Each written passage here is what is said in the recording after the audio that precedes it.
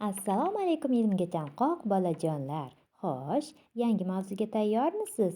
Bugun biz sizlar bilan koinot sirlari haqida suhbatlashamiz. Bilasizmi bolajonlar? Koinotda Samanyolu galaktikasi, Quyosh sistemasi, yulduzlar va kometalar mavjud.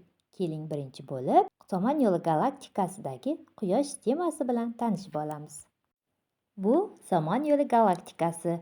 U yerda Quyosh va uning atrofidagi sayyoralar o'z yo'nalishi bo'ylab harakatlanadilar. Bu esa Quyosh sistemasi va uning atrofida aylanib yuruvchi sayyoralardir. Kelinglar bolajonlar, hozir Quyosh atrofidagi sayyoralar ketma-ketligini ko'rib chiqamiz. Bu Quyosh bolajonlar. Bu birinchi sayyora Merkuriy. Bunisi ikkinchi sayyora Venera. Bunisi esa bolajonlar biz yashab turgan sayyora Yer sayyorasi. To'rtinchi sayyoramiz Qizil sayyora Mars sayyorasi. Beshinchi sayyoramiz Yupiter.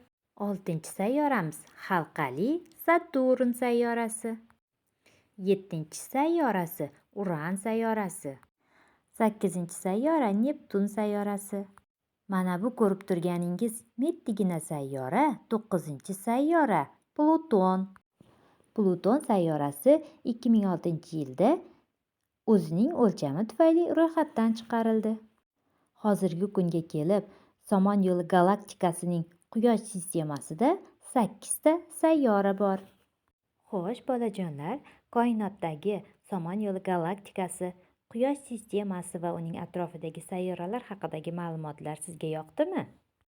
Rahmat bolajonlar, sizga yoqqanidan judayam xursandman. Keyingi mashg'ulotlarda ko'rishguncha, xayr bolajonlar.